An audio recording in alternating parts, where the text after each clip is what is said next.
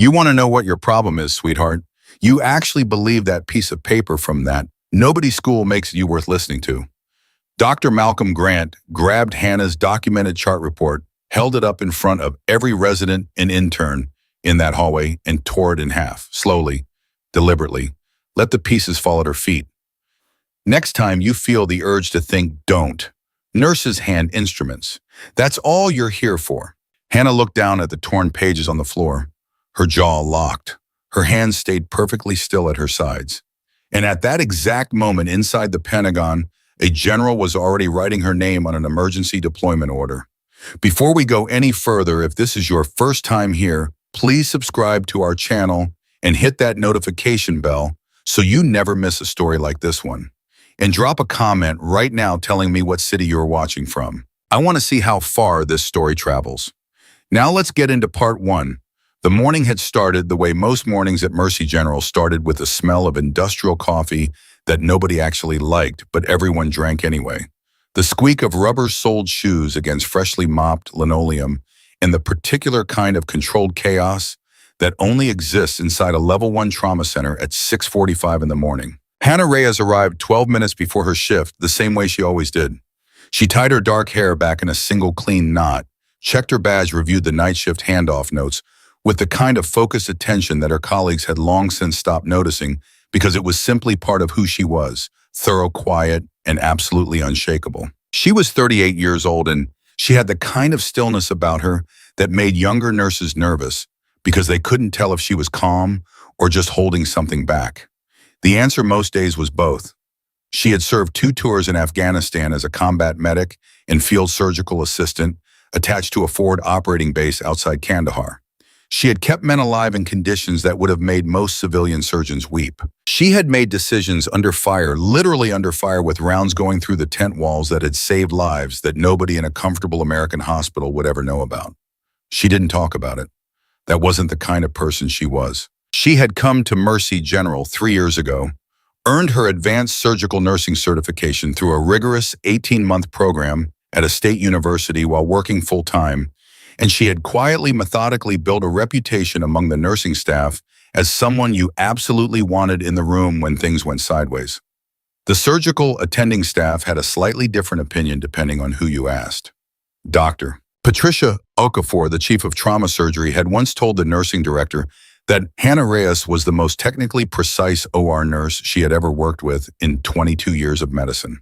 Dr. James Whitfield, the senior cardiothoracic fellow, had twice recommended her for the hospital's Clinical Excellence Award. And then there was Dr. Malcolm Grant. Dr. Malcolm Grant had graduated from Johns Hopkins. He had completed his residency at Massachusetts General. He had a research fellowship from Harvard Medical School, 3 published papers in the Journal of the American College of Surgeons, and an ego that had outgrown every room he had ever walked into. He was 44 years old, exceptionally talented, and absolutely certain that talent and pedigree were the same thing. He was also in the quiet but unambiguous consensus of the nursing staff a problem. The incident that morning had not been the first. It had not even been the 5th. But it had been the most public, and it had been the most deliberate, and that made it different. It had started over a central line.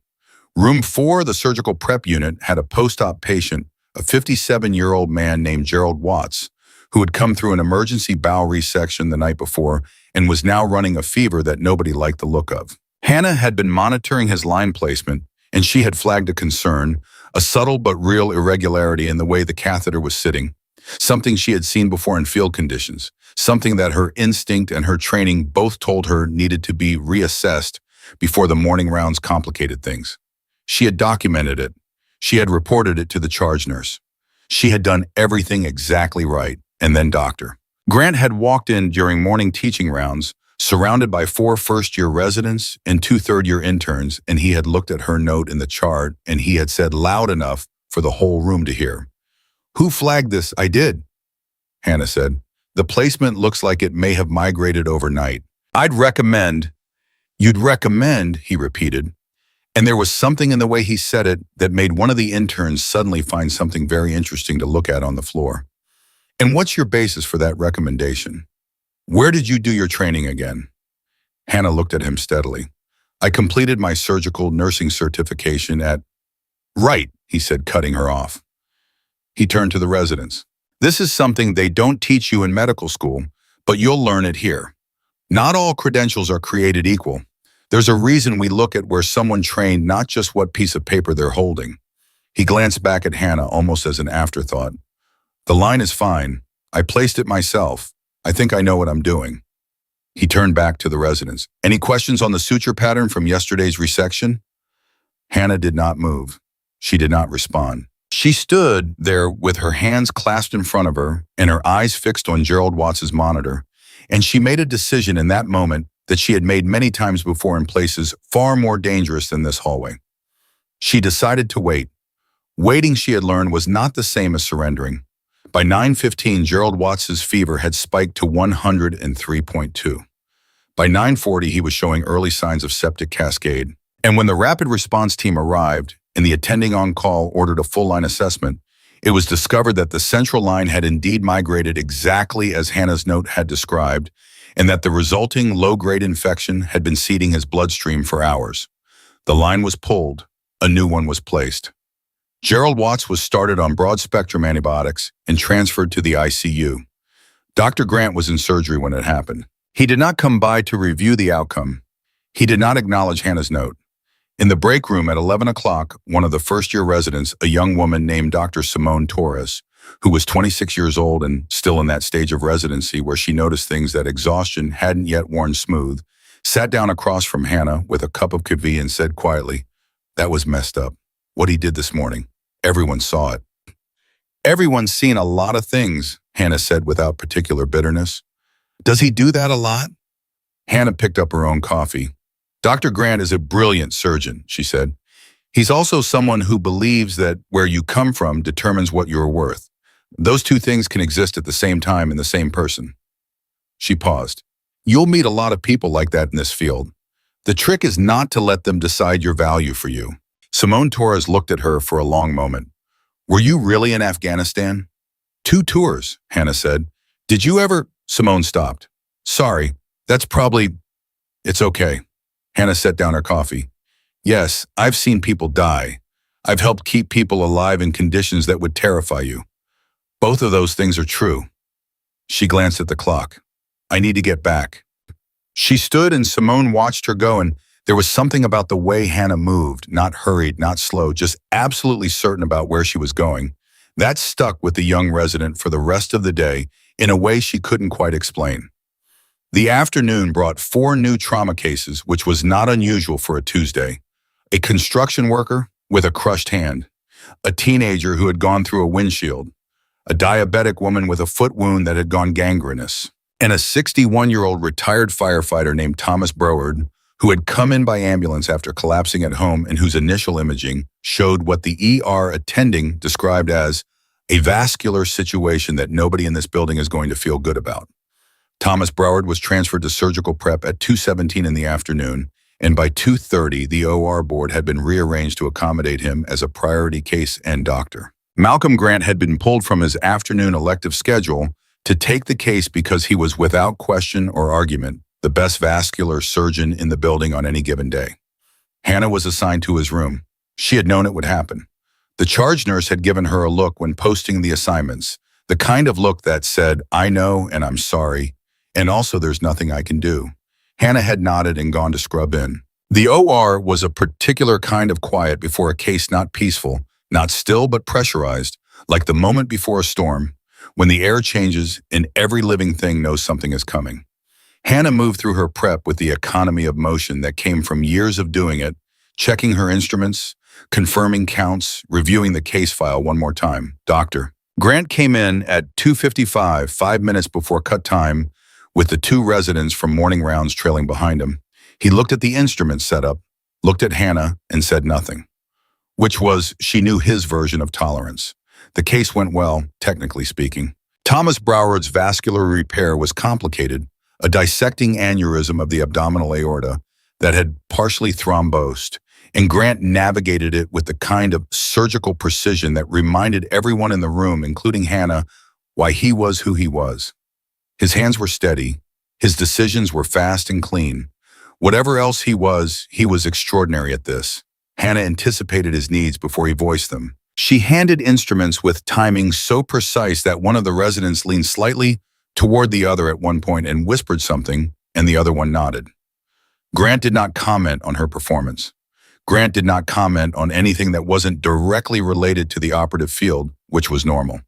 They were 40 minutes into the case when it happened. Grant called for a particular clamp, and Hannah placed it in his hand, and he used it, and then he stopped. Just for half a second, just long enough for Hannah to notice. "This isn't the Satinsky," he said. "No," Hannah said. "It's a DeBakey. The angle on the vessel, the way it's sitting, the Satinsky is going to catch the posterior wall. I've seen it before." There was a silence in the room that had a specific texture to it. The scrub tech looked at the instrument tray. The residents looked at each other, the anesthesiologist, a quiet man named Doctor. Park, who had been in this room for hundreds of cases, looked up from his monitors. Grant did not move for 3 full seconds. Then he adjusted his angle, assessed the vessel, and continued. He did not say she was right. He did not say anything. But he also did not ask for the Satinsky. Thomas Broward came off the table at 4:42 with a repaired aorta, stable vitals, and a prognosis that the ICU attending would later describe as better than we had any right to expect given the presentation. In the scrub sink afterward, one of the residents, the other one, a young man named Dr. Eli Marsh, who was sharper than he sometimes let on, fell into step beside Hannah and said, "The DeBakey call. That was the right call, wasn't it?" "Yes," Hannah said simply. "How did you know?" "Because I've seen that vessel position before," she said. "In a field hospital. We didn't have the right equipment half the time, so you learned to work with what you had and you learned to see the angles." Eli Marsh was quiet for a moment. "He's not going to say thank you." "I know," Hannah said. "Does that bother you?" Hannah dried her hands and looked at him. "Doctor, Marsh, in my second tour, I kept a 22-year-old corporal alive for 4 hours with a sucking chest wound and improvised equipment while waiting for a medevac that was delayed because of enemy fire. He survived. He went home to his family in Iowa. He has 3 kids now." She paused. "So no, it doesn't bother me whether Dr. Grant says thank you." She hung up the towel and walked out. It was just past 5 o'clock and the day was supposed to be winding down. The trauma board had cleared somewhat. 2 of the morning cases were stable in recovery. Simone Torres was finishing notes at the nurse's station. The break room smelled like someone had finally made a fresh pot of decent coffee. And then the charge nurse, Donna Picard, a 20-year veteran of this floor, who was not easily rattled by anything, came out of the administrative hallway with a look on her face that nobody had seen before. She walked directly to Hannah, who was at the medication cart, and she said in a voice that was carefully controlled, "Hannah, there are 2 men in the administrator's office asking for you. They're in uniform." Hannah turned slowly. "What kind of uniform?" "Military," Donna said. "Army, I think. They have credentials. Hannah, one of them has a Pentagon ID badge." Donna paused. "They asked for you by name." "By rank." She hesitated. "They called you Lieutenant Reyes." Hannah was very still for a moment. Then something shifted in her expression, not surprise exactly and not fear. Something more like recognition. The kind of recognition that comes when something you have been half expecting for a long time finally walks through the door. "I'll go," she said. "Do you know what it's about?" Donna asked. Hannah didn't answer right away. She straightened her scrub top, tucked a strand of hair back, and said, "I have some idea." Then she walked toward the administrative hallway with the same steady, certain stride that Simone Torres had noticed that morning, the one that looked like a person who knew where the ground was, even when everything else was shifting. Dr. Grant was at the nurse's station when Donna came back reviewing post-op orders, and he had overheard enough to be curious in the detached, mildly irritated way that characterized most of his curiosity about things that weren't directly relevant to him. "What was that about?" he said without looking up from the chart. Donna looked at him for a moment. "Military personnel. Here for Nurse Reyes."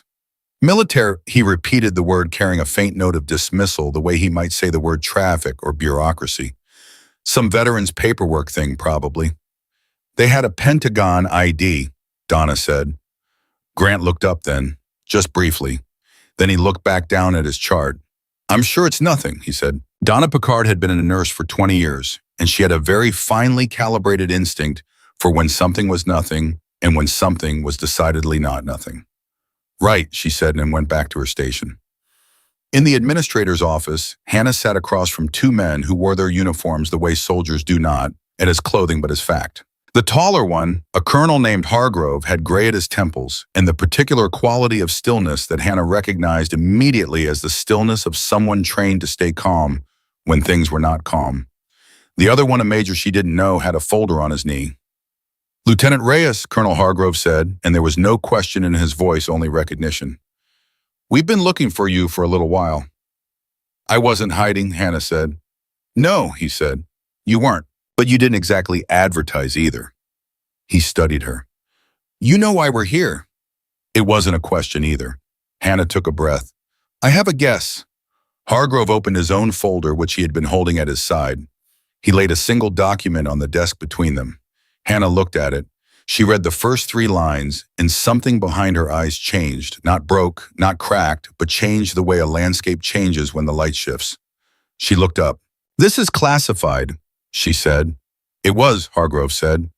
As of this morning, certain elements have been declassified. Specifically, your role. He paused. There's a situation developing. We need your expertise. We need it here. Actually, we're working with Mercy General on a DoD medical contract, which is part of why you were placed here in the first place. Hannah's jaw tightened almost imperceptibly. I was placed here. You were recommended here, Hargrove corrected carefully. By your former commanding officer. He felt you needed time. Time to adjust, time to, he used the phrase decompress. But he also knew we'd need you again eventually. He paused. He was right on both counts, as it turns out. Hannah was quiet. Outside the office window, she could hear the ordinary sounds of the hospital floor, the PA system, the distant beeping of monitors, someone laughing at the nurse's station. The world of Mercy General, which had been her world for 3 years, continuing on entirely unaware of what was happening in this small room. What's the situation, she asked. Hargrove glanced at the major who opened his folder. It begins, Hargrove said, with 12 men. And in that moment, 3 years of civilian life, 3 years of central line flags and instrument calls, and Dr. Malcolm Grant's contemptuous laughter echoing off operating room walls felt suddenly completely like the brief interlude it had always actually been. The major began to speak, and Hannah Reyes leaned forward and listened. And in the hallway outside, unaware Dr. Malcolm Grant finished his post-op orders and checked the time and thought about what he was having for dinner and had absolutely no idea that by tomorrow morning, everything in this hospital was going to be different. Everything was going to be different because of the woman he had laughed at in front of his residence that morning.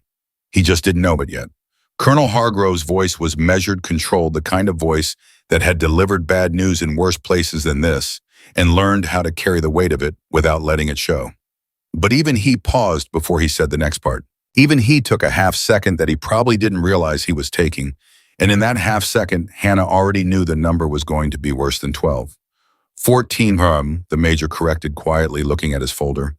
As of 0600 this morning, 14 personnel, all active duty, all presenting with what field medics initially classified as acute respiratory compromise secondary to environmental exposure. We have reason to believe the classification is wrong. How wrong? Hannah asked. The major and the colonel exchanged a look, the kind of look that has a whole conversation inside it. Wrong enough that the Army Surgeon General's office made 3 phone calls before 8 this morning, Hargrove said, and one of those calls was about you. Hannah leaned back slightly in her chair, not in relaxation, but in the specific way a person leans back when they are trying to see something from a wider angle. What do the field medics think it is? They think it's exposure-related, possibly chemical, possibly something they haven't cataloged yet. Hargrove's jaw tightened. What we think it is, what the preliminary panels are suggesting, is something that you have seen before. Specifically something from your second tour, the Kandahar incident. The room went very quiet. Hannah did not move for a long moment. Then she said, "That was classified." "Still is," Hargrove said. "Most of it, us." "But you're here," she said. "We're here," he confirmed. She looked down at her hands on the table. The knuckles of her right hand still had a faint pink line from the chart edge that morning. She noticed it and then set it aside with the same mental motion she used to set aside 100 things every day that weren't relevant to what needed to happen next. "When do the patients arrive?" she said. "They're already en route," the major said. Estimated arrival Mercy General rooftop between 1800 and 1930 hours. 4 helicopters. We've coordinated with your hospital administrator. He paused. Your administrator, as of about 40 minutes ago, is aware of the full scope of the situation. The medical staff is not. Hannah looked up. Who's been told what? The OR has been placed on emergency military contract protocol. Your chief of trauma surgery, Dr. Okafor, has been briefed. She'll be the lead attending of record for administrative purposes. Hargrove paused. But the protocol designates a primary medical officer for the case management of these specific patients. That designation is yours. It comes directly from the Surgeon General's office, and it supersedes standard hospital hierarchy for the duration of this incident. The words landed in the room with a particular kind of weight. Hannah said nothing for 3 full seconds. Dr. Okafor knows this, she said. She was informed 30 minutes ago. She did not object. Hargrove almost smiled, and it wasn't unkind. In fact, her exact words, according to our liaison, were, and I'm quoting, "It's about time someone figured out who they actually had in this building." Something moved across Hannah's face then. Something she didn't quite manage to suppress fast enough. It wasn't pride exactly, it was something older and quieter than pride. Something that looked a lot like a person hearing, for the first time in a long time, that someone had been paying attention. She cleared her throat. I'll need full access to the preliminary panels. Everything the field medics documented. I'll need isolation protocols in place before the first helicopter lands, and I'll need to personally review the setup of whatever rooms you've designated, because if this is what I think it might be, standard isolation is not going to be sufficient. Already being arranged, the major said, and I'll need my own team, she said. Nurses I choose, not assigned. Hargrove nodded. One more thing, Hannah said. She looked directly at him. Who else in this hospital knows my rank? Hargrove met her eyes. As of tonight, he said, everyone will. She stood up, and something about the way she rose from that chair was different from the way she had sat down in it. It wasn't that she was taller or louder or more aggressive. It was that the particular weight she had been carrying, the weight of being someone that a man like Grant could dismiss with a laugh and a torn piece of paper, had shifted. Not disappeared. Shifted, redistributed into something she could work with. She walked out of the administrator's office and back onto the floor, and the first person she saw was Donna Picard, who was standing at the nurse's station pretending to review a chart and fooling absolutely nobody. I need to talk to you, Hannah said quietly, and I need you to not make a face when I tell you what I'm going to tell you. Donna put down the chart. That's never a good opening. We have incoming military casualties. 4 helicopters estimated 1,800. I'm the primary medical officer for the case management. She paused. I need Reyes, Kowalski, and Torres on my team, and I need isolation rooms 3, 4, and 5 reconfigured to level 3 protocol by 1730. Donna stared at her. Donna. I'm not making a face. You're making a face. That's just my regular face, Donna said. Then after a pause, Torres is a resident. She's Grant's resident. I know, Hannah said. I want her anyway. Donna was quiet for a beat. Does Grant know any of this is happening? Not yet, Hannah said. Donna picked up her radio. He's going to be a problem. He's already a problem, Hannah said. The difference is that starting tonight, he doesn't have the authority to be one. She walked away, and Donna watched her go, and then Donna did the one thing she almost never did in 20 years of nursing, which was stand completely still for 5 seconds and just absorb something. Then she picked up the phone and started making calls. It was 16:22, 1 hour and 8 minutes until the first helicopter. Doctor. Grant was finishing a consultation on the 4th floor when his pager went off with a message that made him stop walking mid-stride and read it twice. Emergency OR staff meeting. Mandatory, conference room B, 1630. Attendance required for all surgical attending fellow and resident staff. He checked the time, checked the pager again. Looked up. In 14 years of attending surgical staff at 4 different hospitals, he had never received a page that said mandatory attendance required in a font that somehow managed to convey that it meant exactly what it said. He went. Conference room B held when he arrived at 1629. A crowd that told him this was not a drill and not a scheduling conflict. and not one of the administrator's quarterly process improvement presentations that everyone tolerated with varying degrees of visible suffering. Dr. Okafor was at the front of the room. Beside her was a man in a military uniform that Grant did not recognize, but whose bearing communicated without any words at all that he was not accustomed to waiting. Dr. Okafor looked around the room, confirmed attendance, and said, "Thank you all for being here quickly. I'm going to be direct because we don't have time for anything else. Mercy General has been activated under Department of Defense Emergency Medical Contract Protocol as of 1600 hours today. We are receiving 14 active duty military personnel beginning at approximately 1800 hours. These patients present with a complex and potentially novel medical situation that requires specialized management." The room stirred. Someone near the back said 14 under their breath in a tone that conveyed it was a large number. "The primary medical officer for this case cluster," Dr. Okafor continued, and her voice did not change, stayed level and factual, "has been designated by the Army Surgeon General's office. That designation under the terms of the DEO contract supersedes standard hospital hierarchy for the duration of this incident." She paused. "The primary medical officer is Lieutenant Hannah Reyes." The room did not explode. It did something almost more disorienting than exploding, which was go completely, absolutely silent. Grant's head turned before he'd made a conscious decision to turn it. Dr. Okafor was looking at him, not specifically at him, at the room. But when her eyes passed over him, they stayed for one deliberate second longer than they needed to, and in that second, something was communicated that required no words. "Lieutenant Reyes," Okafor continued, "will be briefing the assigned team at 1700. The assigned team has been selected based on her request and confirmed by the liaison office. If you are on the assigned team, you have already received a separate page. If you are not on the assigned team, your role is to ensure standard operations are maintained and that the isolation corridor on the third floor remains clear." She looked around the room. "Questions?" Eli Marsh, sitting 2 chairs from Grant, said, "Is there any information on what the clinical presentation involves?" "Lieutenant Reyes will address that at the 1700 briefing," Okafor said. "Who authorized this arrangement?" Someone else said from the middle of the room. "The Army Surgeon General's office, the DOD." "Mamadi self," Okafor said, and the 3 things she listed were said with the same flat weight as if they were equals, which in this context they were. Grant had not said anything.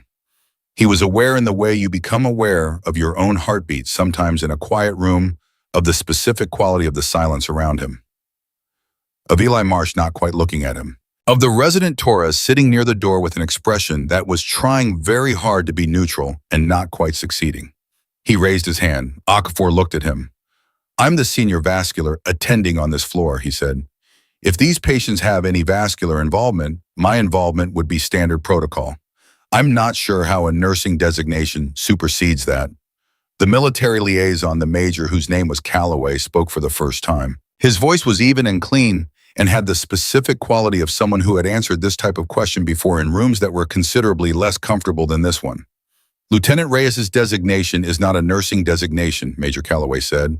"It is a military designation issued under Title 10 of the United States Code as it relates to DOD, medical contracts with civilian institutions. Her rank is lieutenant. Her role for the duration of this incident is primary medical officer, and that designation covers clinical oversight of all case management, regardless of specialty. If vascular surgical expertise is required, you will be consulted. Dr. Grant, you will not be directing." Silence. Grant said, "I see." He said it the way a person says something when they are not finished saying things, but have made the tactical decision to stop saying them in this room at this moment. He sat back. He did not look at Torres. He did not look at anyone. Okafor let the silence stand for exactly 3 seconds, which was long enough and not a moment longer. 1700 third floor briefing room. Those of you on the assigned team be there early. She gathered her folder. That's all. People filed out. Grant stood, smoothed his coat, and walked out without speaking to anyone, which was not unusual for him and yet felt in this context unmistakably different from his normal silence. In the hallway outside, Simone Torres fell into step with Eli Marsh and said quietly, "Are you on the assigned team?" "No," Eli said. "Are you borrowing?" "Yes," she said, and there was something in her voice that was trying not to be what it was, which was quietly thrilled. Eli glanced back down the hallway in the direction Grant had gone. He's not going to let this sit. No, Simone agreed. He's not.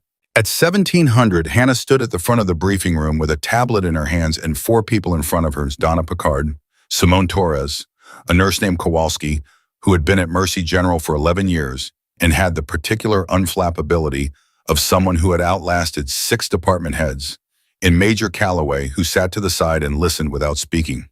Hannah did not ease into it. 14 patients, she said, all presenting with respiratory compromise that field teams classified as environmental exposure. I believe the classification is incomplete. Based on the panel results in symptom progression timeline that Major Calloway shared with me, I believe we are looking at a combination of exposure and an autonomic stress response that has a very specific physiological signature. I've seen it before, once. In Kandahar in 2017, in a group of 8 soldiers who were exposed to a classified compound during a forward base incident. She looked at the room. 7 of those 8 survived. The one who didn't, we didn't catch it fast enough. We are not going to repeat that. Donna said, what do we need?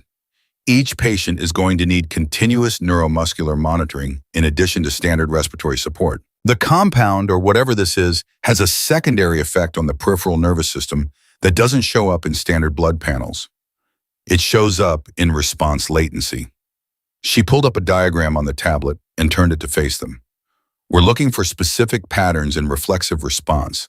I'll show you exactly what to watch for. If you see any of these patterns, you pull me immediately. Not the attending, not the resident, me. Simone Torres said, what if the attending is already in the room? Then you pull me anyway, Hannah said, and there was no apology in it, no softening of the edge. Just fact. I know what I'm looking for. With respect to everyone else in this building, they don't. What about Dr. Grant? Kowalski asked. Blunt practical, the way Kowalski asked everything. Hannah looked at him. What about him? He's going to show up, Kowalski said. You know that. He's not going to stay in his lane. And when he shows up, it's going to be in front of everyone, and it's going to be loud. Hannah said, I know. So what's the plan? The plan, Hannah said, is that I do my job, and I let him do whatever he's going to do, and I trust that the outcome speaks for itself. She paused. In my experience, that's the only plan that actually works. Kowalski looked at her for a moment. Then he nodded once the way people nod when they've decided to trust something. At 1748, the first sound of rotor blades reached the lower floors. It was faint at first, the kind of sound you feel before you hear it, a vibration in the sternum, in the back teeth. Then it got louder. Donna, standing at the 3rd floor window, said to no one in particular, here we go. Down the hall, Hannah heard it too. She was reviewing the isolation room setup, running her fingers along the monitoring equipment, the way a pianist might run scales before a performance, not because she doubted the setup, but because touching something real and solid is what you do when everything is about to become very, very fast. Her radio crackled. First helicopter on approach, Calloway said. 5 minutes. Copy, she said. She turned around. Behind her, the hallway was filling up. Not with her team. Her team was already at their stations. It was filling up with the rest of the hospital. Nurses from other floors. Residents not on the assigned team. Orderlies. People who had heard the helicopters, who had heard the rumors, who had heard the name Lieutenant Reyes announced in a mandatory staff meeting by the chief of trauma surgery, and who had come to see what exactly that meant. Grant was among them. He was standing at the end of the hallway with his arms crossed and his surgical coat on, and the specific expression of a man who has spent a professional lifetime walking into rooms and controlling them and has just arrived at the edge of a room where he is not in control and is still deciding exactly what to do about that. Hannah looked at him from 30 feet away. He looked back at her. Neither of them moved for a moment that lasted longer than it should have. Then her radio crackled again. First bird is down. Patient 1 incoming. She turned away from him. She turned toward the elevator bank where her team was waiting, where the doors were about to open, where 14 men were about to come through those doors with 14 different versions of the same fight to stay alive.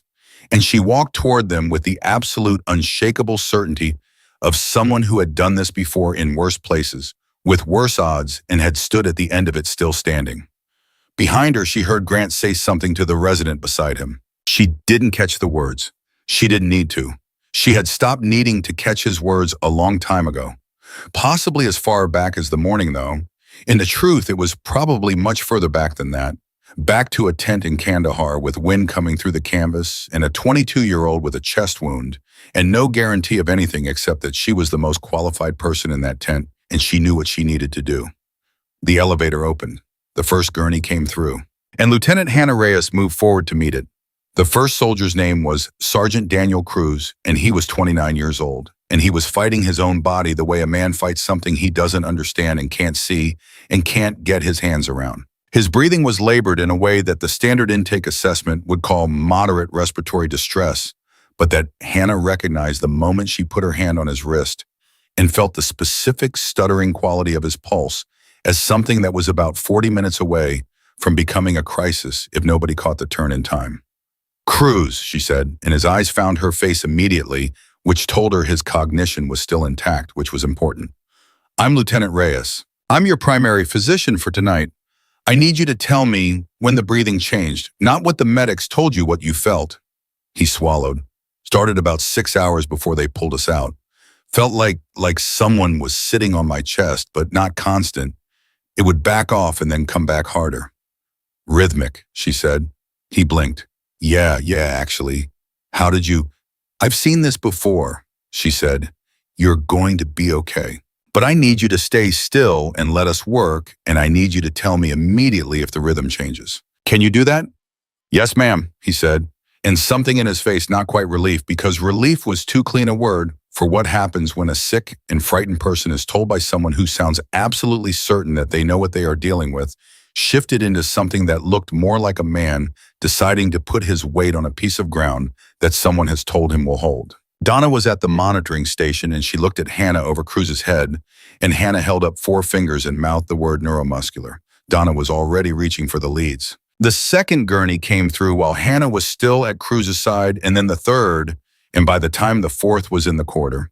The isolation wing had a specific controlled energy to it that was entirely different from the regular floor, tighter, faster, quieter, in a focused way, the way a room gets quiet when the people in it are very good at what they are doing, and they know it, and they don't need to announce it. Simone Torres was managing patient 3, a young corporal named Weiss who was presenting with the same rhythmic respiratory pattern, plus an early tremor in his left hand that Simone almost missed because she was watching the monitor instead of the patient.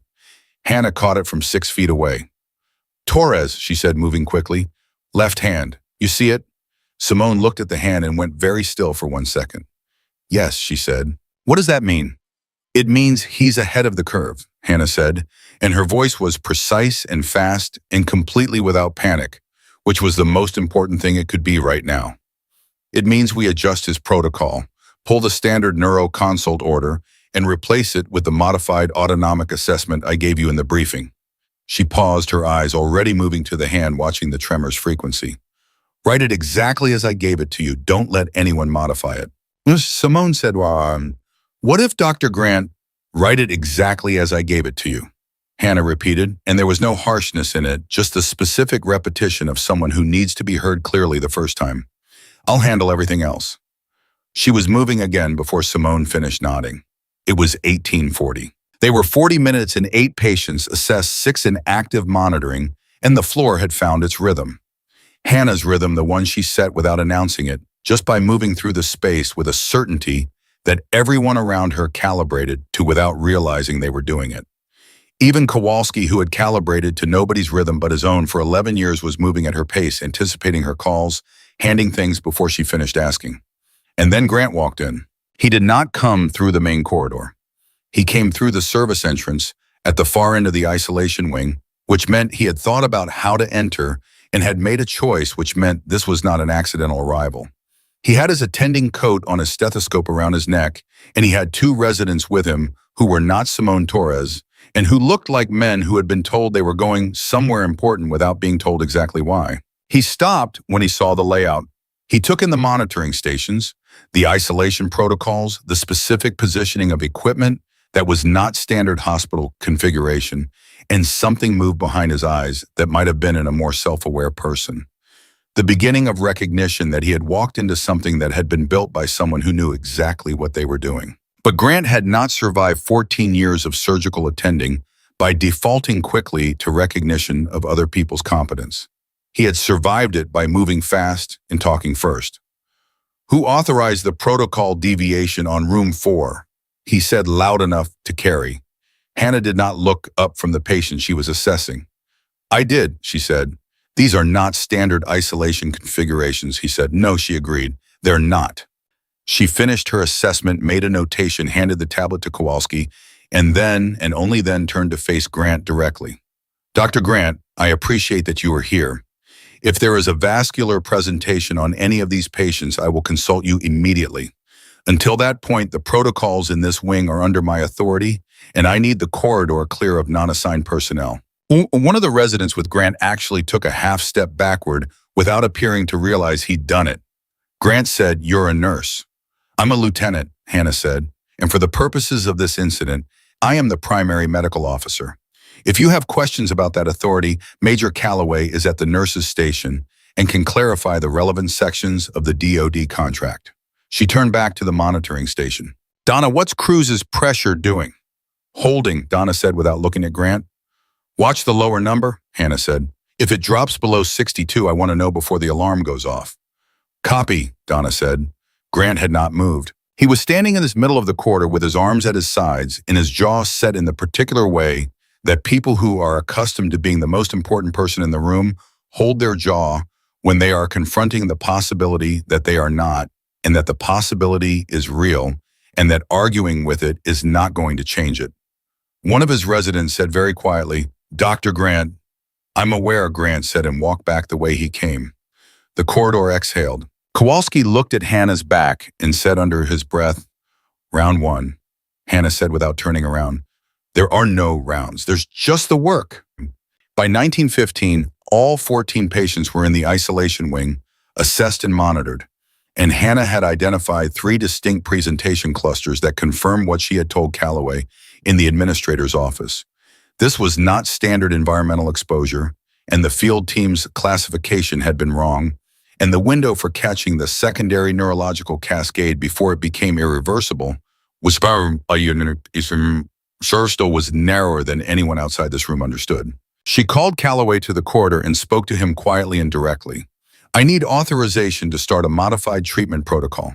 It's not in the standard formulary. The compound I'm using is on the DoD approved list under classification 7 Bravo, but I need your sign-off to access the pharmacy." Calloway looked at her. "Walk me through it." She did. In 3 minutes, with the precision of someone who had rehearsed this in her head in Kandahar 8 years ago and had been quietly rehearsing it ever since she laid out the pharmacological logic, the dosing, the monitoring requirements, and the specific decision points at which she would escalate or modify. Calloway asked 2 questions. She answered them without hesitation. He signed. "Fast," he said, handing back the authorization form. "I had to be," she said, and went to the pharmacy phone. It was 1932 when the twist came, and it came from the direction nobody was watching. Patient 11, a staff sergeant named Marcus Webb, 41 years old, who had presented on intake as the most stable of the 14 clear cognition respiratory rate, within acceptable range, no tremor, no significant abnormality on the initial panel. Hannah had categorized him as Tier 2 monitoring, which meant Simone Torres had been checking him every 20 minutes rather than every 10. Simone went in at 1931 for a routine check and came back out at 1932, moving faster than she had moved all evening, and the look on her face was the specific look of a person whose training is currently in a hand-to-hand fight with their fear, and the training is winning but only barely. "Reyes," she said, and she used the name without the title and without the prefix, which meant her brain had defaulted to the most efficient version of the call. "Webb, bilateral tremor started in the last 5 minutes. Progression rate..." She swallowed. "The rate is faster than what you described for the others." Hannah was already moving. Webb was awake and aware and frightened in the precise way that a strong man is frightened when his body is doing something he can't control. His hands were shaking with a frequency that Hannah clocked in 2 seconds and immediately recalibrated everything she thought she knew about his presentation tier. "Webb," she said, taking his wrist, "look at me. Not at your hands, at me." He looked at her. His eyes were steady, which meant the CNS involvement was peripheral so far. When did you first feel anything, she said. Before today? Anything at all that felt off? He hesitated. Webb, she said, I need the truth. Not the soldier answer. The actual answer. He exhaled hard. 3 weeks ago, headaches. Thought it was the altitude. And any coordination issues? Anything you had to compensate for? Another hesitation. Shorter this time. Once, about 10 days ago, dropped my sidearm during a routine drill. Caught it before it hit the ground. Didn't report it. His jaw tightened. Didn't want to be pulled. Hannah was quiet for exactly 1 second. 1 second to absorb the fact that this man had been showing symptoms for 3 weeks and had been in the field for 3 weeks and was now, as a result, significantly further into the cascade than anyone in the room had been prepared for. Okay, she said. Here's what's going to happen. I'm going to modify your protocol. It's going to feel uncomfortable in the first 20 minutes. You're going to feel like your chest is tightening, and that is a normal response to what I'm giving you. I need you to breathe through it and not fight it. Am I going to be okay, he said, and his voice was level, the kind of level that costs something. Hannah looked at him. She had learned in Kandahar that there are exactly 2 wrong answers to that question. The false reassurance that damages trust, and the clinical hedge that destroys it. So she said what she had learned to say, which was the truth at its most specific. If you let me work, yes, she said. I've done this before. I know what I'm doing. Trust me the way you trust your commanding officer, and we will get you through this. Webb looked at her for a long moment. Then he said, yes, ma'am, and leaned back and closed his eyes and made the decision to trust her, which was one of the braver things Hannah had seen in a week that was full of brave things. She turned to Simone and said quietly and fast, Modified Protocol 7. I'll talk you through the dosing. Don't leave this room. Simone nodded, and she meant it. It was 1951. At 2000, Dr. Okafor came into the isolation wing. Not because there was a problem, not because she had been called. She came the way a commanding officer comes to the front line not to take over, but to see. She stood at the corridor entrance for a few minutes, watching Hannah move between patients, watching Donna and Kowalski and Torres work, watching the specific economy and precision of a team that had been operating for just over an hour and had already become something coherent and effective in hers. Okafor said nothing. She watched. Then she went to find Calloway, and she said to him quietly, She's as good as you told me she was. Calloway said, She's better. Down the hall, Hannah did not know that conversation was happening. She was at Webb's side, monitoring the first cycle of the modified protocol, watching his vitals with the focused intensity of someone who knows exactly which number matters most in the next 4 minutes and is prepared to move the moment it moves. The number held. Then it dipped. Not dangerously, not into crisis, but enough. 3 points below the threshold she had set. She adjusted the rate, made a notation, waited. The number came back. Simone, standing beside her, released a breath she hadn't realized she was holding. That's normal, Hannah said before Simone could ask. That's the protocol doing what it's supposed to do. The body pushes back before it accepts the correction. You're going to see that in most of them tonight. Don't panic when it happens. Watch the recovery rate, not the dip. How do you know all of this? Simone said, not challenging. Genuinely asking the way a person asks when they are standing next to someone extraordinary and are old enough to recognize it. Because I watched 7 men go through this, Hannah said, and one of them didn't make it, and I have spent 8 years knowing that if I had known then what I know now, the number would have been 8 out of 8. She didn't look away from the monitor. So I made sure I knew it. I learned everything I could find about this presentation. I tracked the research. I wrote my own notes. I kept the information current. She paused. No one paid me to do that. No one asked me to. I did it because it was necessary and because the knowledge existed and it seemed like a waste to let it sit somewhere that wasn't inside a person who could use it. Simone was quiet for a moment. Then she said, Dr. Grant doesn't know any of this, does he? No, Hannah said. Does that bother you? Hannah glanced at her. What bothers me, she said, is the idea of one of these men going home in a box because someone who had the knowledge didn't use it or wasn't in the room or was in the room but wasn't allowed to act. She turned back to the monitor. Dr. Grant's awareness of my competence is in the scale of things not particularly high on my concern list. But even as she said it, she heard something from the direction of the main corridor, raised voices, not panic but urgent, the specific pitch of a conflict that had been building for 2 hours and had finally found its moment. Kowalski appeared in the doorway. "You need to come out here," he said. Hannah looked at him. "It's Grant," Kowalski said. "He went over Calloway. He got the hospital administrator on the phone and he's arguing that the DOD protocol doesn't supersede his attending authority on clinical matters." Kowalski's voice was flat, informational, the voice of a man who was delivering facts and deliberately not delivering his opinion about those facts. "The administrator is asking for you." Hannah looked at Webb. His vitals were stable. She looked at Simone. "Do not leave this room," she said. "Not for any reason. If he moves outside the range I showed you, call me on the radio before you call anyone else." "Understood," Simone said. Hannah walked out of the room and down the corridor and into the conversation she had known from the moment she walked out of the administrator's office at 1640 was eventually going to happen. It was 2014. 14 patients in isolation. 6 of them on modified protocol. 1 of them 3 weeks into an unreported symptom progression, and Malcolm Grant was standing at the nurse's station with a phone in his hand and the expression of a man who had decided that the moment required him to plant a flag. She looked at him across the station and she said calmly and clearly, and without any trace of the mourning in her voice, without the torn paper, without the laughing, without any of it, "Dr. Grant, what do you need?" He looked at her the way you look at something you have dismissed and then found in a position you didn't anticipate. And there was something in that look, something fractured and unresolved that Hannah had no time to examine because she had 14 patients, and one of them was Marcus Webb. And Marcus Webb had 3 weeks of history that she still hadn't fully mapped, and the clock on his treatment window was running.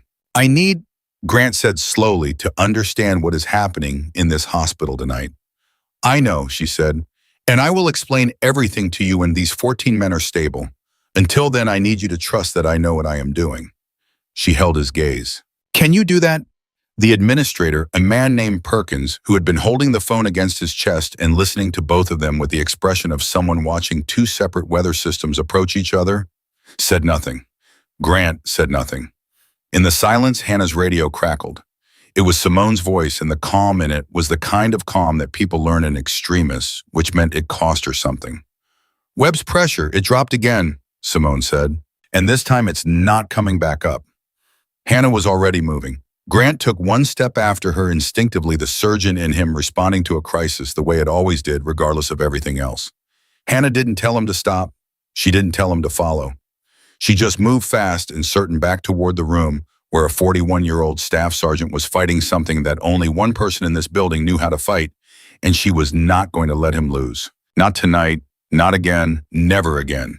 Webb's pressure was at 58/41 and dropping when Hannah came through the door, and the number was bad enough that Simone Torres, who had been in medicine long enough to know what bad numbers look like, was standing at the foot of the bed with her hands pressed flat against the bed rail like she needed something solid to hold on to. Hannah did not run. Running communicates panic, and panic is contagious. And the last thing Marcus Webb needed at this moment was to catch it from the people who were supposed to be keeping him alive.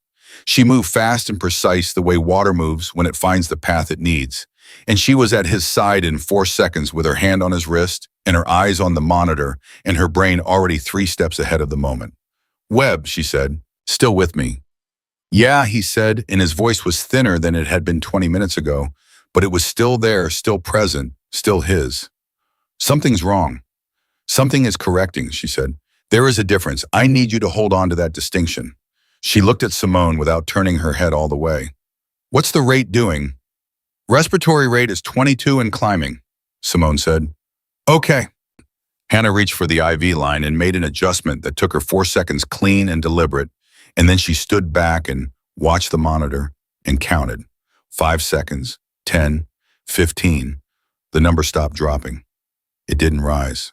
Not yet. But it stopped dropping, and in the context of everything else in that room, stop dropping was a victory, and Hannah accepted it as one without showing it on her face because Webb was watching her, and what he needed to see was not relief, not yet, but certainty. "That's what we needed," she said. "Give it 2 minutes." Grant had followed her in. He was standing just inside the doorway, which was where he had stopped when he entered the room, and found that there was no space for him to occupy that wasn't already occupied by someone who knew what they were doing. He looked at Webb. He looked at the monitor. He looked at the adjustment Hannah had made to the IV line, and whatever he was thinking, he kept it internal. He said, "What did you adjust?" "The infusion rate on the second compound," Hannah said without looking at him. "The protocol calls for a staged introduction, but Webb's been in symptom progression for 3 weeks, which means his autonomic system has already compensated significantly. The standard rate is too slow for where he actually is. I moved it forward." "That's an aggressive adjustment," Grant said. "Yes," she said, "without a full panel." "I don't have time for a full panel," she said, still watching the monitor, still counting. "I have a 2-minute window and I used it. The panel will confirm it after the fact." She paused. "It usually does." Simone looked at the monitor. Then she said very quietly, "Pressure's moving." Everyone looked. 61, 63, 66. Webb exhaled hard, a sound that was almost a laugh and almost a song and was entirely the sound of a body deciding to stay. "That's," he said, "that feels different." "Better different or worse different?" Hannah said. "Better," he said. "Definitely better." He looked at her, and the fear in his eyes had shifted into something that still wasn't fully relief, but was at least relief's advanced scout. "You've really done this before." "Yes," she said, "and the man I did it for is in Iowa right now watching his kids grow up." She held his gaze. "That's where you're going, not in a box. Home. Are we clear?" Webb said, "Yes, ma'am." And this time when he said it, it didn't cost him anything. It came out like something he actually believed. It was 2019. One crisis bent back from the edge. 13 others still running on the clock. Hannah turned around and for the first time since entering the room looked directly at Grant. Not past him, not through him, at him. And what she said was not what he was expecting, which was probably why it landed the way it did. "I need your help," she said. The hallway outside the room had gone quiet. Kowalski was in the doorway. Simone had gone very still. Even the monitors seemed to hold their breath for a half-second. Grant looked at her. "My help," he repeated. And it wasn't sarcastic. It was something more uncertain than that, the voice of a man who has been preparing for a fight and has just been offered something else entirely and doesn't know yet how to hold it. "Patient 7, she said, Specialist Alderman. His panel showed a vascular irregularity that I flagged on intake. It's not the primary presentation, it's secondary. Probably pre-existing, but with the protocol I'm running, it's going to become relevant within the next 2 hours. I was going to consult you anyway." She paused. "I'm consulting you now. I need to know what you see when you look at his imaging." Grant was quiet for a moment, the kind of quiet that has a lot of motion inside it, even though none of it shows on the surface. "Send it to my tablet," he said. "It's already there," she said. "I sent it an hour ago." Something moved across his face, something she had not expected to see there tonight, which was the very beginning of the particular expression that a skilled person makes when they recognize skill in someone else and have no immediate way to dismiss it. He looked down at his tablet. He pulled up the imaging. He looked at it for 45 seconds without speaking, and in those 45 seconds, the room reconfigured itself around a new reality, which was 2 people who knew how to do their jobs, standing in the same room and for the first time being in the same room instead of in 2 separate versions of it. "There's a partial occlusion," he said. "Left femoral, minor currently compensated. With fluid shifts from your protocol, it could escalate." He looked up. "You caught this on intake." "I flagged it," she said. "I wasn't certain. That's why I needed you." He held the tablet for another second, looking at her, and then he said, "What do you need a vascular consult note in his chart? And if the protocol pushes his pressures the way I think it will over the next hour, I may need you in the room with me for a decision call." She paused. "Not to take over, to consult. There's a difference." "I know the difference," he said, and there was something in his voice that was quieter than his usual register. Not chastened, not defeated, just quieter. "I know you do," she said. He nodded once and pulled up Alderman's chart on his tablet and started writing the consult note, and Hannah turned back to Webb's monitor because Webb's pressure was now 72 and climbing, and she needed to document the response rate before the 2-minute window closed. It was 2024. Kowalski appeared at her shoulder 2 minutes later and said very quietly, "That was something." "It was medicine," she said. "Sure," he said. Looked like something else from where I was standing. He handed her a tablet. Cruz is asking for you. Says he wants to say something. Hannah found Daniel Cruz awake and more alert than he had been on intake. His respiratory rate down to 18. His pressure steady, the rhythmic pattern she had identified on arrival smoothing out towards something that looked cautiously like improvement. He was a compact man with a tattoo on his left forearm that said Ranger, and below it a date that she recognized without saying anything as significant. "How are you feeling?" she said. "Better," he said. "A lot better." He watched her check his monitor. "Lieutenant, yeah." "The guys," he said. "The others, are they going to make it?" She looked at him. "I'm working on that." "But you know what this is," he said. It wasn't a question. "Yes," she said. He was quiet for a moment.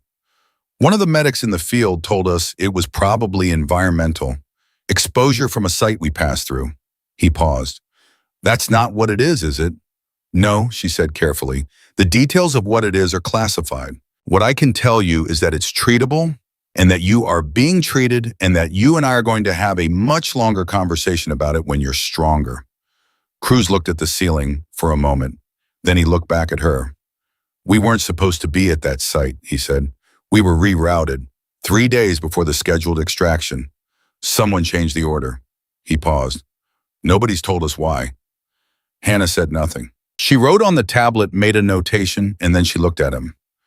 "Cruz, what I need you to do right now is rest and let the protocol work and trust that the people in your chain of command are doing what they're supposed to be doing."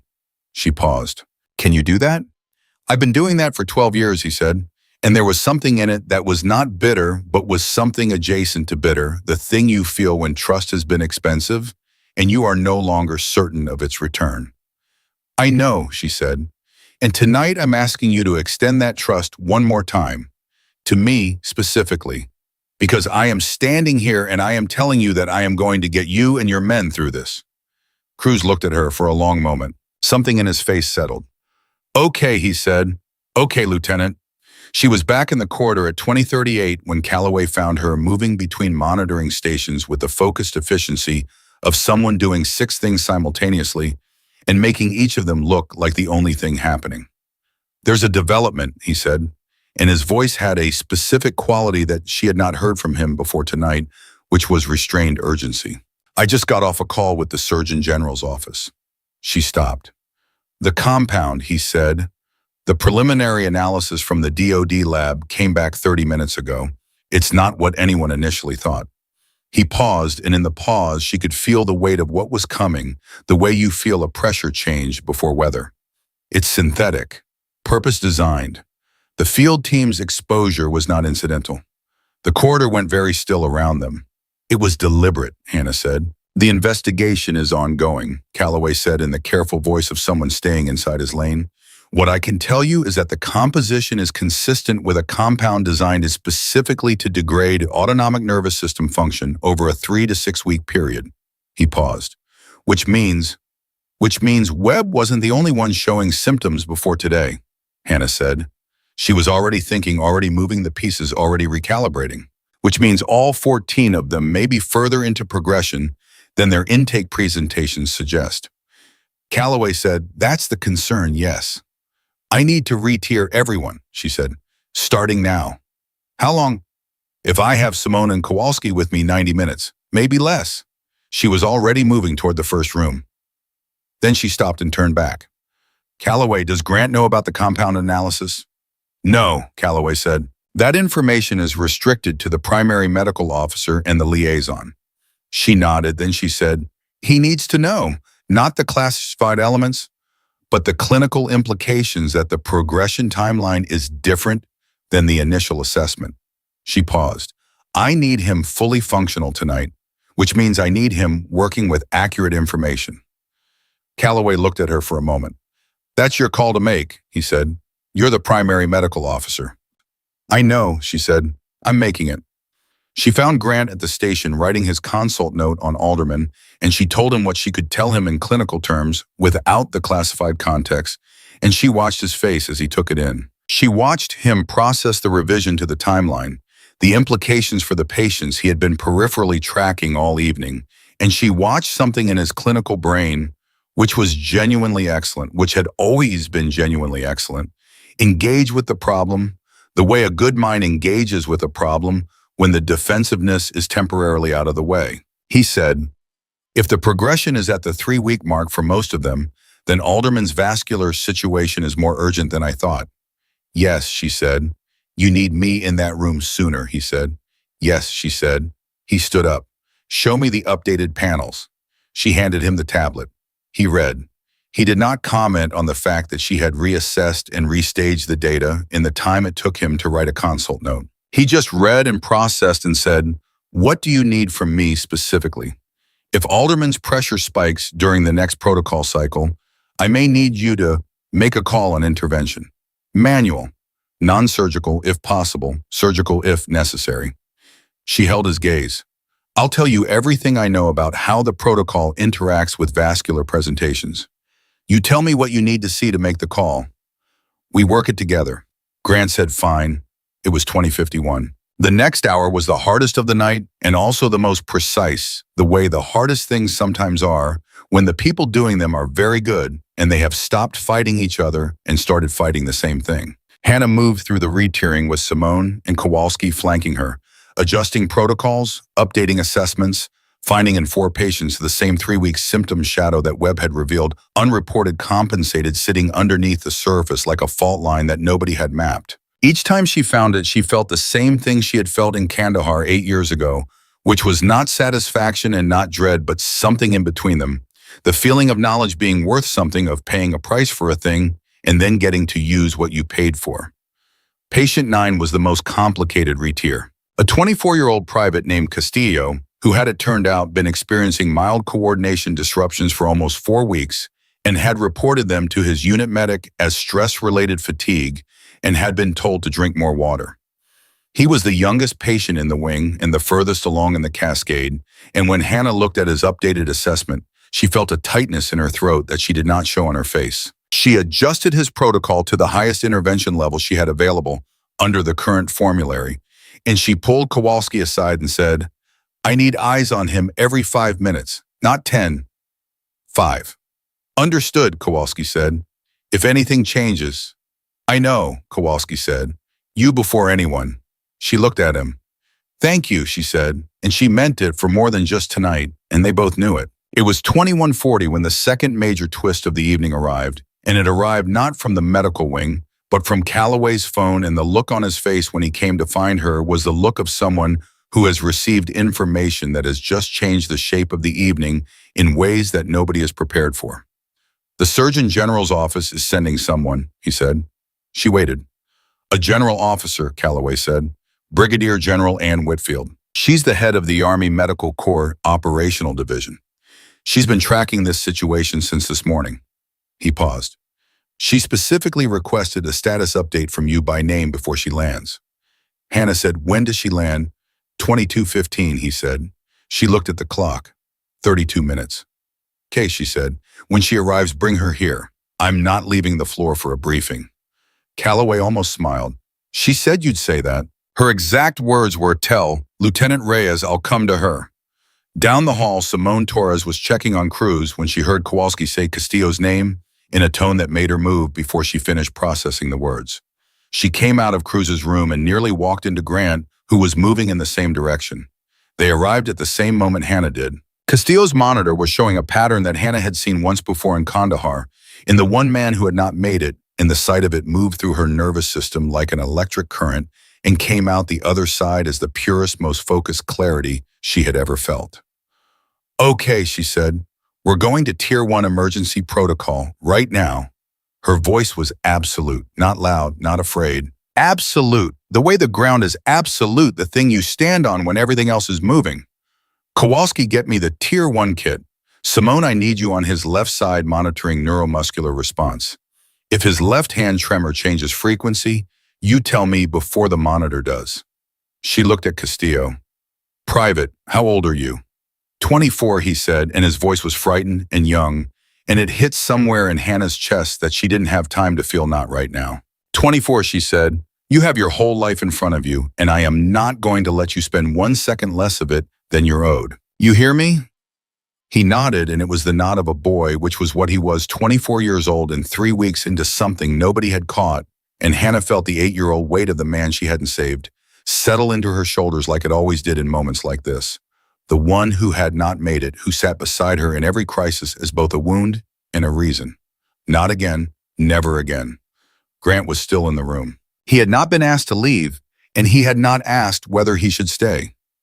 He was standing at the foot of the bed watching Hannah work with an expression that had over the course of this evening shed several of its usual layers. And what was underneath those layers was something that might have been visible a long time ago if the layers had ever been thinner. He was watching someone who was better than him and at something, and he was watching it with the full clarity of a brilliant man who has finally stopped arguing with what his eyes were telling him. He said, "What can I do?" Hannah looked at him. The question was real, not territorial, not strategic. Real the way questions are when people have run out of everything except the actual situation in front of them. "Watch his vascular response," she said. "If the femoral irregularity activates under this protocol, I need to know the moment you see it, not when you are certain, the moment you suspect." Grant pulled on gloves. He moved to the right side of the bed. He began to assess with his hands and his eyes, and the particular skill of a man who was genuinely, undeniably extraordinary at the specific thing he had been trained to do. And Hannah Reyes and Malcolm Grant worked on Private Castillo in the same room, moving around each other with the wordless efficiency of people who have finally, at 21:52 on a Tuesday night in a civilian hospital that neither of them had expected to matter this much, figured out how to be on the same side. The monitor climbed, then stabilized, then climbed again. Hannah did not look away. Somewhere below them in the parking structure off the hospital's east entrance, a black government vehicle had just pulled in and a woman in a general's uniform was getting out, and she was moving toward the building with the same certainty and the same economy of motion that people who had served with Hannah would have recognized immediately as a specific kind of walk that soldiers learn and never quite unlearn. The night was not over.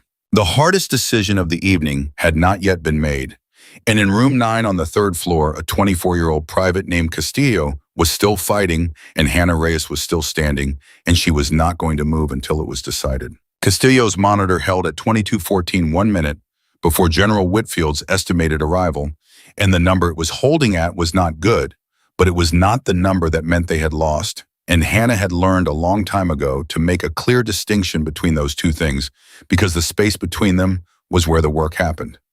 "He's plateauing," Grant said from the right side of the bed, not a question. A clinical observation delivered flat and direct the way Grant delivered everything when the performance of himself had been stripped away by circumstances too serious to perform through. "I know," Hannah said. "The plateau is the protocol fighting the progression. It's supposed to look like this." She adjusted the infusion rate by a fraction so small that Simone Torres, watching from the left side, would not have caught the change if she hadn't been looking for it. "What I needed to do is tip." "Tip which direction?" Simone said. "The right one," Hannah said. She watched the monitor. 15 seconds. 20. 30. The number moved. Up. 69. 71. 74.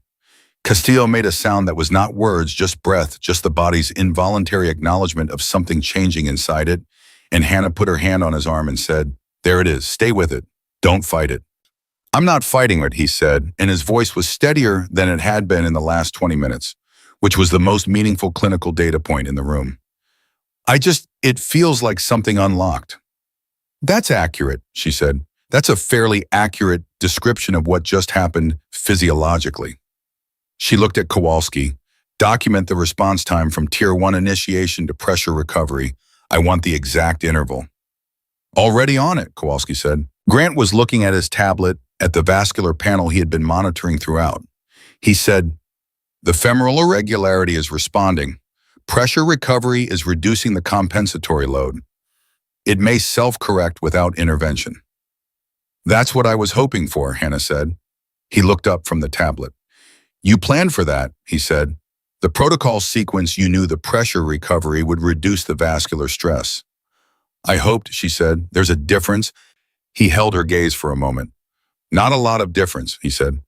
"Not from where I'm standing." It was 22:17. Castillo was stable. Not out of the woods, not by the clinical definition of out of the woods, but stable trending in the correct direction, his body finally accepting the correction that Hannah had been trying to deliver for the last 26 minutes. In the context of the evening, in the context of the 8-year-old weight she had been carrying into every room tonight, stable and trending was everything. She stepped back from the bed for the first time in half an hour, and she let herself take one full breath, which was all she allowed herself, and then she turned to face the door. Brigadier General Ann Whitfield was standing in it. She was 53 years old, and she wore her rank the way people wear something they have earned slowly and paid for dearly, not with arrogance, but with the specific gravity of genuine authority. She had short silver hair and the direct, undecorated gaze of someone who had been in enough rooms where people died to have developed a very clear sense of which things mattered and which things did not. She looked at Castillo. She looked at the monitor. She looked at Hannah. "Lieutenant Reyes," she said. "General," Hannah said. "Walk me through what I'm looking at." Hannah walked her through it. Standing in the doorway of room 9 in 45 seconds, she gave Whitfield a complete clinical picture of all 14 patients, the protocol modifications, the retiring, the compound analysis implications, and where each man stood at this moment. She spoke without notes, without hesitation, without the particular self-consciousness that most people feel when a general officer is listening to them with that level of focused attention. Whitfield did not interrupt. When Hannah finished, Whitfield was quiet for 3 seconds, and then she said, "How many do you expect to make a full recovery?" 13 with high confidence, Hannah said. "Castillo is the variable. He's been in progression the longest. The next 8 hours will tell us more." "And your assessment of his odds." Hannah looked at Castillo, who was awake and listening because he was 24 years old and he was in the room, and she was not going to discuss his odds as though he weren't. She said, "Private Castillo, I'm going to be honest with you because you've earned that.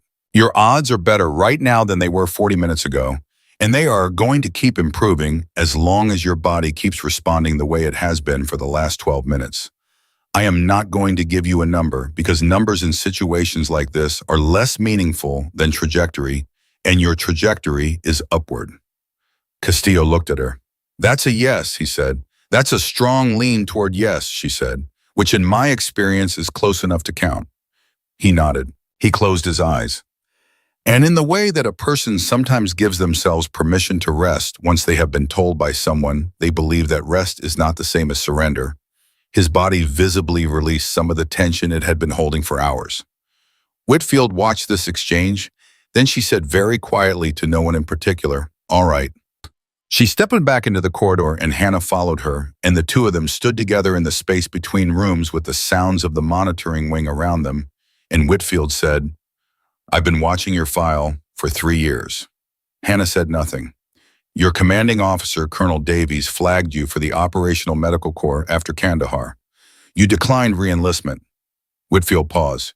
"He told me you needed time. He also told me that when the time came, we would know where to find you, and that whoever found you should not waste your attention on bureaucracy." She looked at her directly. "He was right on both counts."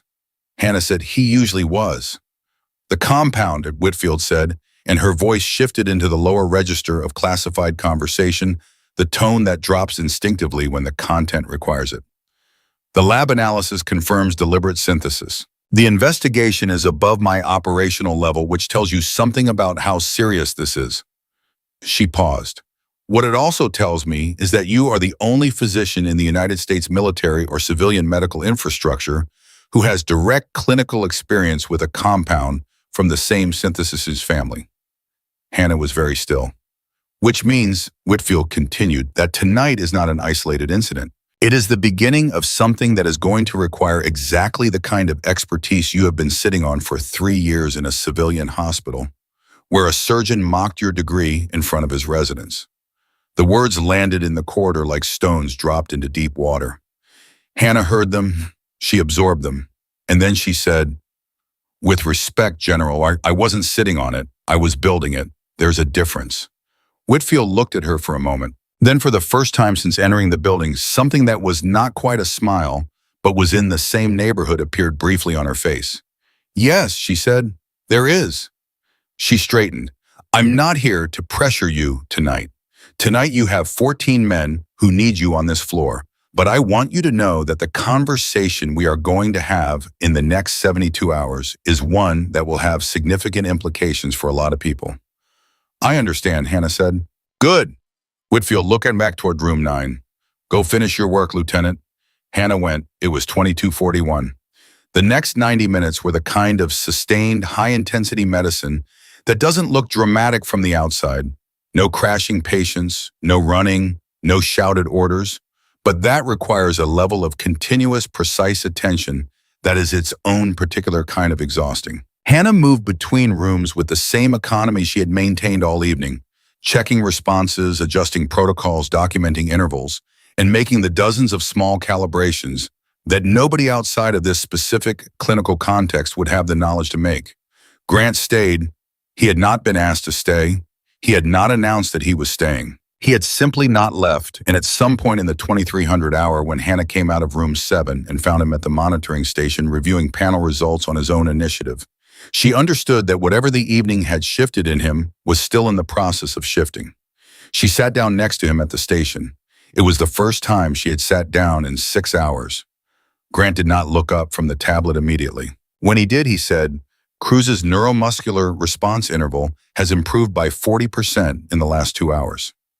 I know, she said. The protocol is working faster than the literature would predict, he said, based on the standard pharmacological models. The standard models weren't built on this presentation, she said. I modified the sequencing based on what I observed in Kandahar. The standard models were a starting point. He was quiet for a moment. Then he said, Where did you publish? She looked at him. The Kandahar observations, he said, the modifications. Where did you publish them? I didn't, she said. Why not?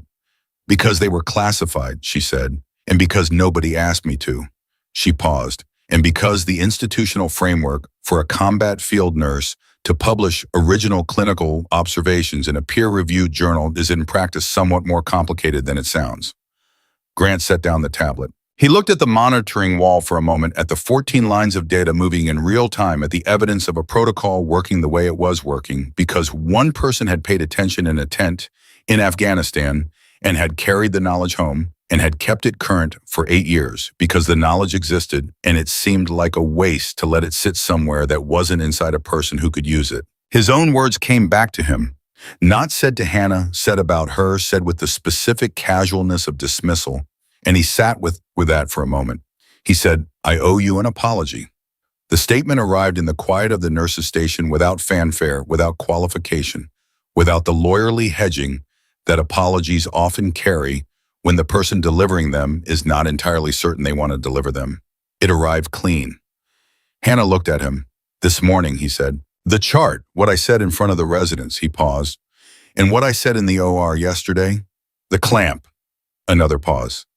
And a number of other instances that I'm aware enough to know have occurred, even if I did not acknowledge them at the time. Hannah was quiet for a moment. She was tired. She was 6 hours into the most intense medical situation she had managed on American soil, and she had a 24-year-old whose trajectory was upward, but not yet certain. And she had a general officer who had just told her that tonight was the beginning of something larger, and she did not have a lot of spare capacity for this conversation right now. But she also understood, in the way she understood most things that mattered, that the timing of real things is rarely convenient, and that a man who was not accustomed to saying what Malcolm Grant had just said needed to have it received rather than deferred. So she said, I hear you. Not, I forgive you. Not, it's a fine. No. Not any of the social lubricants that people use to ease the discomfort of a moment like this. Just I hear you, which was honest and complete, and the most meaningful thing she could offer. Grant nodded. He looked like a man who had expected either less or more and had received something that was in its specificity harder to process than either. He said, for what it's worth, and I understand if it's worth very little, what I watched you do tonight was the most precise crisis management I have seen in 14 years of surgical attending. The protocol design, the retiering, the web intervention, the Castillo sequence. He stopped. You knew things in that room that I did not know. And you use them. He looked at her. I'm aware that those two facts together do not balance out a long pattern of behavior that was wrong. But I wanted to say them. Hannah said they don't balance it out.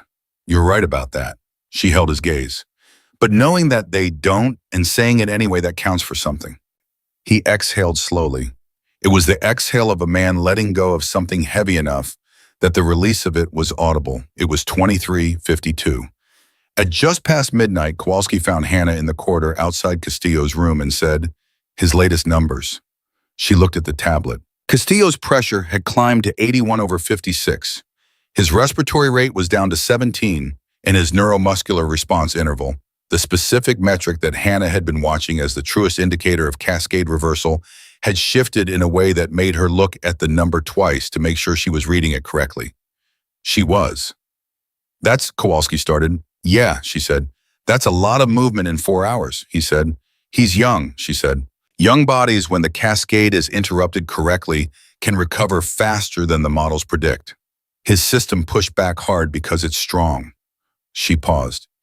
"He's going to make it." Kowalski looked at her.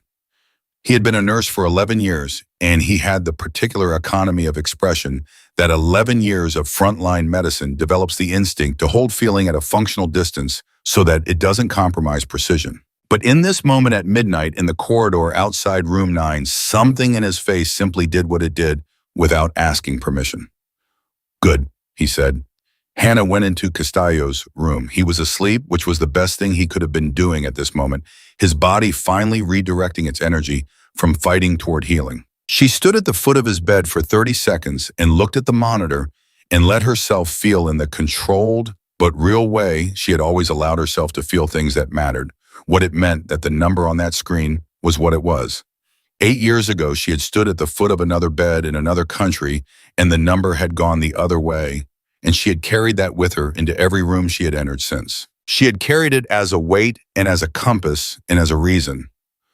Tonight, the compass had pointed somewhere it needed to point. She walked out and went to find Simone Torres, who was at the monitoring station with dark circles under her eyes and the particular wired alertness of someone who has been running on adrenaline and commitment for 6 hours and is only now beginning to feel the edges of their own fatigue. "Go home," Hannah said. Simone looked up. "I want to stay until—" "You did your job," Hannah said. "You did it well. You caught Webb's tremor and you held Castillo's left side for 4 hours without being told twice. That was good medicine." She paused. "Now go home and sleep because tomorrow you're going to have to come back and do it again, and I need you functional." Simone looked at her. "Are they all going to make it?" 13 confirmed, Hannah said. "Castillo is trending strongly, yes." Simone pressed her lips together, and the thing she was not letting herself do in front of Hannah was visible for exactly 1 second before she got it back under control. She nodded. "Okay," she said. "Okay, I'll go." She stood and gathered her things and then stopped. "Lieutenant Reyes," Hannah looked at her. "What you did tonight, I've been in medicine for 4 years.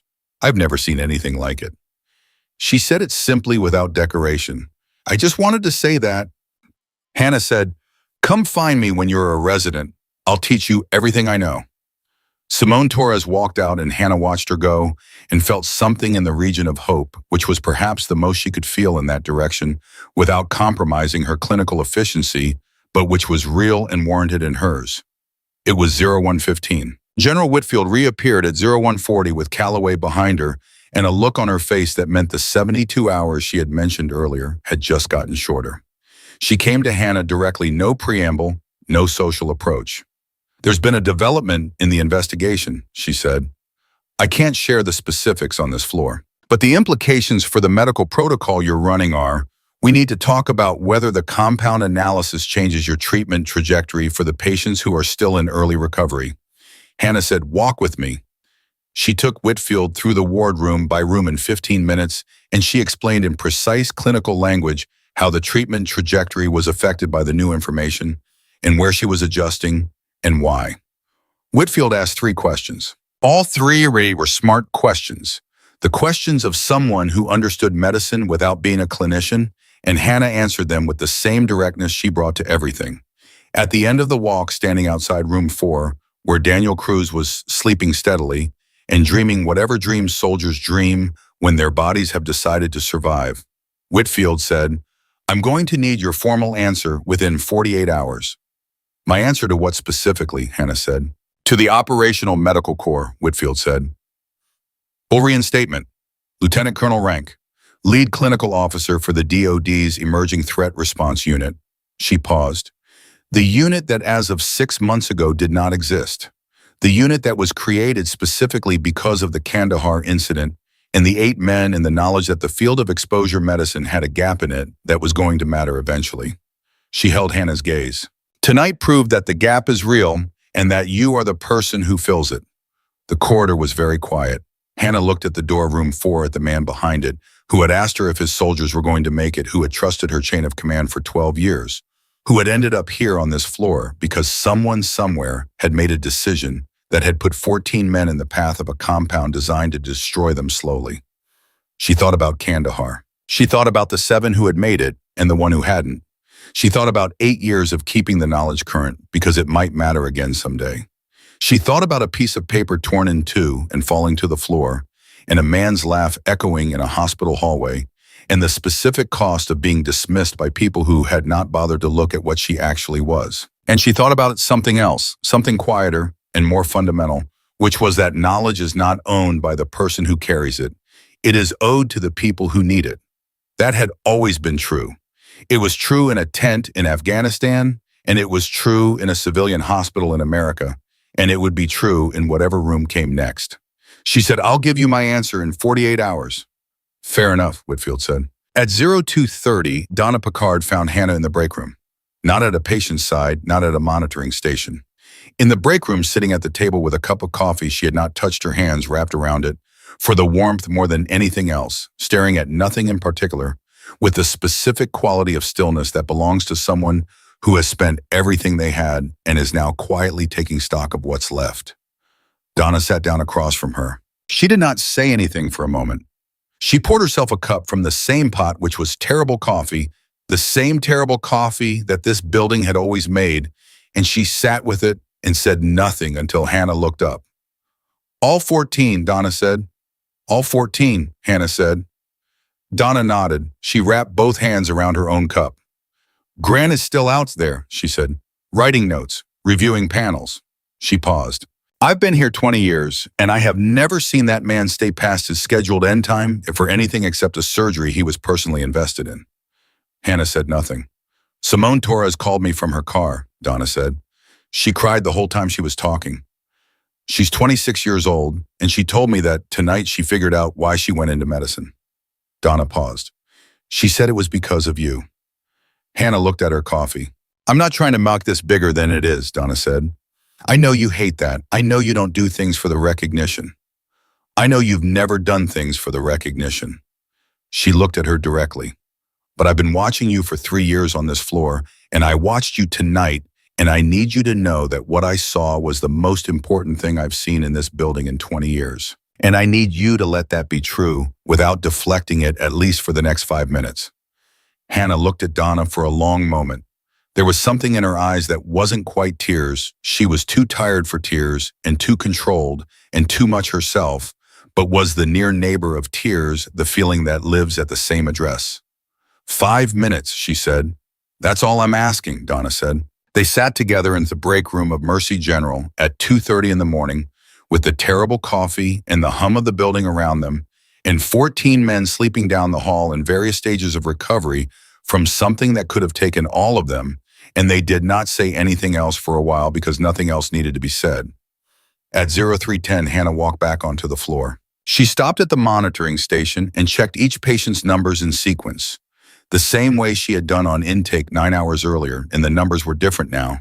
Better, most of them significantly better. Castillo's, notably Cruz's, steadily, Webb's solidly. And she made her notations and updated her documentation and did the work the way she always did, the work thoroughly and without announcement. Grant was still there. He was at the end of the station, and when she sat down, he slid a tablet toward her without comment. It was a consult note, not just on Alderman, on all 14 patients. Vascular assessments updated, complete, professionally thorough in the way that Grant's clinical documentation always was, because whatever else was true about him, he was exceptional at his work and always had been. She read it. She looked up. He said, "I thought you might need it for the military record." "I will," she said. "Thank you." He nodded. He closed his own tablet. He said, "I'm going to go home." He stood. He was almost at the corner before he stopped and turned back, and what he said next was not the apology which had already been given and received. It was something different, something that cost him more because it wasn't about what he had done wrong. It was about what he had seen. He said, "For the record, in 14 years, I've never worked with anyone who knew more about what they were doing in a room than you did tonight." He did not wait for a response. He walked out and his footsteps faded down the corridor, and the floor settled into the particular quiet of a long night finding its ending. Hannah sat at the monitoring station with 14 lines of data running steady beside her, and she thought about the general's offer and the 48 hours and what came next. She thought about a compound designed to destroy quietly over weeks, and about the gap in the field that she filled, and about the weight she had carried from Kandahar that had turned out to be not just a wound but a map. She thought about what Donna had said. She let it be true for longer than 5 minutes. And then she picked up her pen and she went back to work because the work was still there, and because she was the person in the building who knew how to do it, and because that, not the title, not the rank, not the vindication, not a single word of it, that had always been the only thing that mattered. Greatness does not announce itself. It does not need a stage or an audience or a man's permission to exist. It shows up at 6:45 in the morning, and it stays until the last patient is stable and the last number is trending right, and it carries its knowledge into every room, regardless of who laughed at it in the hallway, and it does not stop and it does not bend. And in the end, the only question it ever asks is this one who needed me tonight, and did I show up? Hannah Reyes had shown up. She always had, she always would.